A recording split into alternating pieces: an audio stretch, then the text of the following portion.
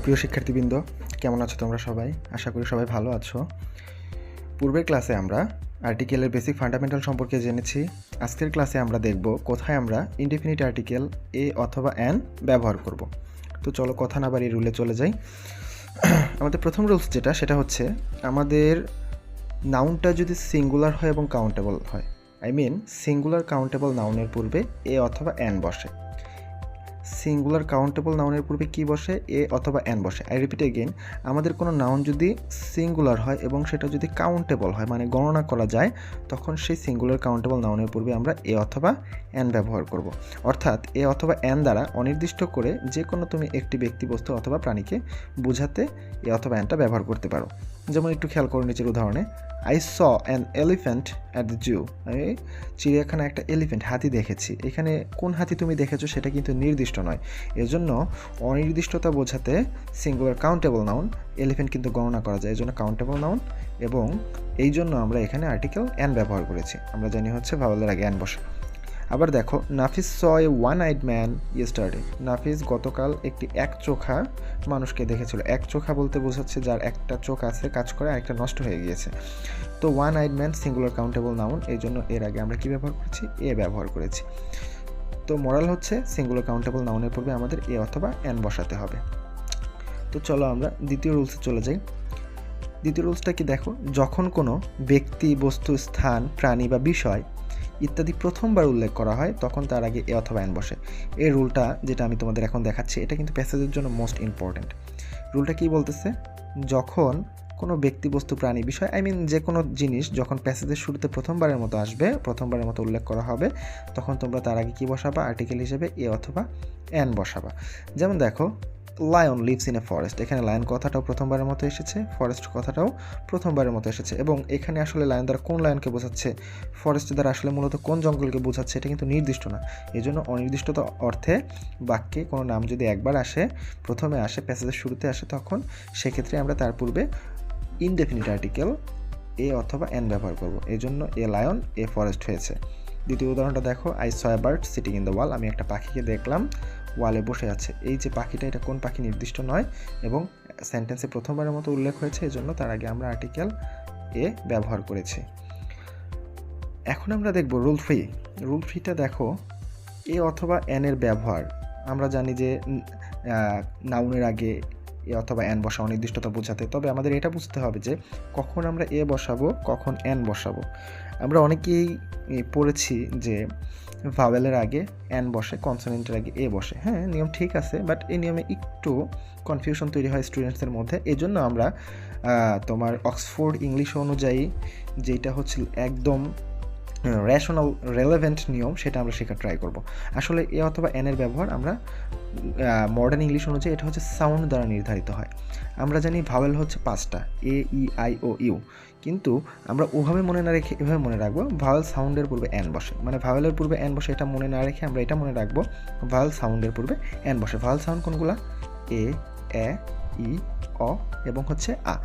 এই 5টা সাউন্ড যদি তোমার কোনো কনসোনেন্টের উচ্চারণও যদি এই 5টা সাউন্ডের মতো হয়, তখন তার পূর্বেও কি বসবে? অ্যান বসবে। আর কনসোনেন্ট সাউন্ডের পূর্বে এ বসে। মানে এই 5টা সাউন্ড ব্যতীত যত প্রকার সাউন্ড আছে, সবগুলোকে আমরা কনসোনেন্ট সাউন্ড বা ব্যঞ্জন ধ্বনি ধরে নিব, আর কনসোনেন্ট সাউন্ডের পূর্বে আমরা কি বসাবো?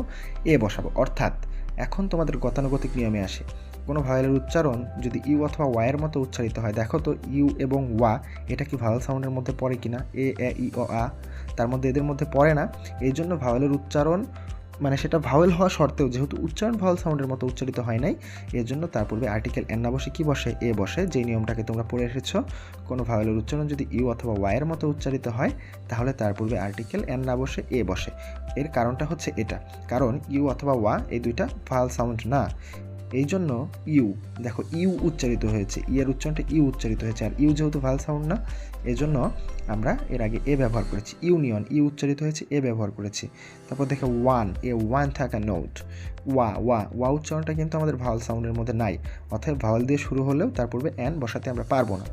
তেমনি যদি কোনো কনসোনেন্টের উচ্চারণ ভাওয়েলের মতো উচ্চারিত হয়, সেটা কনসোনেন্ট হোক যাই হোক না কেন, উচ্চারণটা আমাদের মেন। উচ্চারণটা যদি ভাওয়েলের মতো উচ্চারিত হয়, তাহলে আমরা তার পূর্বে এ না ব্যবহার করি, কী ব্যবহার করবো?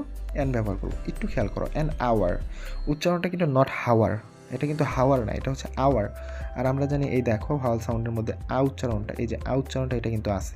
হ্যাঁ, যেহেতু আওয়ার উচ্চারণ করতে আ এসেছে, এর জন্য এটা ভাওয়েল হোক কনসোনেন্ট হোক আমাদের কী ব্যবহার করতে হবে, অ্যান ব্যবহার করতে হবে। তার মানে আমাদের লেটারটা মেইন ফ্যাক্ট না, আমাদের মেইন ফ্যাক্ট হচ্ছে উচ্চারণ। উচ্চারণটা যদি ভাওয়েলের মতো হয় তাহলে বসবে হচ্ছে অ্যান, আর উচ্চারণটা যদি কনসোনেন্টের মতো হয় তখন বসবে হচ্ছে এ। যেমন দেখো অ্যান এয়ার, এটার উচ্চারণটা কি হেয়ার না, এটার উচ্চারণটা হচ্ছে এয়ার, উত্তরাধিকারী। তো এয়ার যেহেতু উচ্চারিত হয়েছে, আর এই দেখো এই যে এ কথাটা আমাদের ভাওয়াল সাউন্ডের মধ্যে আছে, এই জন্য এর আগে অ্যান বসেছে। বাকিগুলো তোমরা প্র্যাকটিসের জন্য দেখে নিবা। অনুরূপ সংক্ষিপ্ত রূপ অর্থাৎ অ্যাব্রিভিয়েশন, অনেক সময় পরীক্ষায় অ্যাব্রিভিয়েশন আসতে দেখা যায়, সংক্ষিপ্ত রূপ আসতে দেখা যায়। অ্যাব্রিভিয়েশনের উচ্চারণের শুরুতে যদি সেটা ভাওয়েলের মতো উচ্চারিত হয় তাহলে তার পূর্বে অ্যান বসে, আর যদি কনসোনেন্টের মতো উচ্চারিত হয় তার পূর্বে এ বসে। যেমন দেখো he is an M A, M উচ্চারণে কিন্তু এ শব্দটা টান আসতেছে, এই জন্য এর আগে অ্যান বসেছে। রানা এই যে বি কথাটা কিন্তু আমাদের ভাওয়াল সাউন্ডের মধ্যে নাই, এর জন্য এটা কনসোনেন্ট সাউন্ড, এটার পূর্বে এ বসেছে। তদ্রূপ mister Fahad is an SP, এ দেখো এই কথাটা এসেছে, এর জন্য এর আগে অ্যান বসেছে। এসপি এটা কনসোনেন্ট হওয়া সত্ত্বেও যেহেতু ভাওয়েলের মতো উচ্চারিত হয়েছে এজন্য এর পূর্বে কি বসেছে, অ্যান বসেছে। এখন আমরা দেখব রুল 4। রুল 4টা কি বলতেছে আমাদেরকে, নাউনের পূর্বে যদি ফিউ, লিটল, লট অফ এই শব্দগুলো থাকে তাহলে তাদের পূর্বে আমাদের এ বসাতে হবে। অর্থাৎ ফিউ, লিটল এবং লট অফের পূর্বে আমরা কি বসাবো, আর্টিকেল এ বসাবো। অর্থাৎ যে কোনো নাউনের পূর্বে যদি ফিউ, লিটল এবং লট অফ থাকে তার পূর্বে আমরা এ বসাবো। যেমন দেখো হি earns a lot of money, এই যে এ বা আ যেটাই আমরা বলি না কেন, যে লট অফ মানি, এই যে লট অফ কথাটা আছে এজন্য এর আগে এ বসেছে। আবার দেখো there is a little water in the glass, little water, এই যে এ লিটল শব্দটার আগে আর্টিকেল আ বসেছে। There is a few papers on the table, এই যে আ বা এ যেটা আমরা বলি, এই যে ফিউ এটার আগে কি বসেছে, এ বসেছে। আশা করি বুঝতে পেরেছো তোমরা। রুল নাম্বার 5টা দেখো, সংখ্যাবাচক কিছু শব্দ আছে যেমন হচ্ছে কাপল, ডজন, ডজন মানে হচ্ছে 12টা, স্কোর 20টা, 100 100টা, 1000 1000, মিলিয়ন 10 লক্ষ ইত্যাদির পূর্বে আর্টিকেল এ বসে। অর্থাৎ কখনো যদি তোমরা দেখো কাপল, ডজন, স্কোর, 100 1000, মিলিয়ন এবং এদের আগে যদি কোনো শূন্যস্থান দেখতে পাও তাহলে তোমরা সেখানে আর্টিকেল হিসেবে এ ব্যবহার করবে। কি ব্যবহার করবে, এ ব্যবহার করবে। যেমন দেখো here are a dozen of bananas, এখানে 1 ডজন কলা আছে, ডজন বলতে 12টা বুঝি আমরা, এই জন্য ডজনের আগে এ বসেছে। This is a 100 Times watched movie, মানে এই মুভিটাকে প্রায় 100 বার দেখা হয়েছে। হয়তো তোমার অনেক প্রিয় কোনো মুভি তুমি অনেকবার দেখেছো, সেটাকে তুমি ব্যাখ্যা করার জন্য যখন বলতেছো যে 100 টাইমস, 100-এর আগে আমরা জানি 100 হচ্ছে একটা সংখ্যাবাচক শব্দ এবং এটার আগে আর্টিকেল কি বসে, এ বসে, এই জন্য আমরা এ ব্যবহার করেছি। অতএব আমাদের রুলসটা হচ্ছে সংখ্যাবাচক শব্দ কাপল, ডজন, স্কোর, 100 1000, মিলিয়ন এগুলোর পূর্বে যদি কখনো শূন্যস্থান দেওয়া থাকে তখন সেখানে আমরা আর্টিকেল হিসেবে এ ব্যবহার করব, নেক্সট রুল, সেটা হচ্ছে রুল নাম্বার 6। রুল নাম্বার 6 আমাদের কি বলছে, কোনো তুলনা করা হলে যার সঙ্গে তুলনা করা হয় তার আগে এ অথবা অ্যান বসে। ধরো তোমাকে কারো কোনো ব্যক্তির সাথে অথবা অন্য কোনো ব্যক্তিকে অন্য কোনো ব্যক্তির সাথে তুলনা করা হচ্ছে, কোনো তুলনা করা হলে যার সাথে তুলনা করা হবে তার পূর্বে আর্টিকেল আমাদের এ অথবা অ্যান বসাতে হবে। যেমন দেখো he is a Nelson Mandela, এর মানে তিনি নেলসন ম্যান্ডেলার মতো, তিনি কিন্তু নেলসন ম্যান্ডেলা নন, তিনি নেলসন ম্যান্ডেলার মতো। You are a Nazrul I see, তোমাকে নজরুলের মতো দেখা যায়, মানে আমি যেটা লক্ষ্য করেছি, আইসি মানে লক্ষ্য করা, হ্যাঁ, ইউ আর নজরুল আইসি, তোমাকে নজরুলের মতো দেখা যায়, যার সাথে তুলনা করেছি দেখো তার পূর্বে আমরা আর্টিকেল হিসেবে এ ব্যবহার করেছি। নেক্সট রুল, সেটা হচ্ছে মেনি এবং সাচ এই দুইটা ডিটারমাইনারের পরে যদি সিঙ্গুলার কমন নাউন ব্যবহৃত হয় তাহলে তাদের পূর্বে আর্টিকেল এ অথবা অ্যান বসে। অর্থাৎ মেনি এবং সাচের পরে যদি কখনো শূন্যস্থান দেখতে পাও, হ্যাঁ, সেখানে তোমরা আর্টিকেল হিসেবে কি ব্যবহার করবা, এ ব্যবহার করবা। যেমন দেখো many a man has tried but few have succeed, মানে অনেক মানুষ চেষ্টা করেছে কিন্তু খুব কমই আছে যারা সফল হয়েছে, এই যে মেনি এ ম্যান, এই জন্য আমরা এখানে এ ব্যবহার করেছি। সিঙ্গুলার কমন নাউন হতে হবে কিন্তু, ঠিক আছে, কমন নাউনটা কী হতে হবে, সিঙ্গুলার হতে হবে, প্লুরাল হলে কিন্তু হবে না। আবার দেখো I have not seen such a long queue, মানে এত লম্বা লাইন আমি আগে কখনো দেখিনি, এই যে সাচ, এ সাচের পরে আমরা কি ব্যবহার করেছি, এ ব্যবহার করেছি।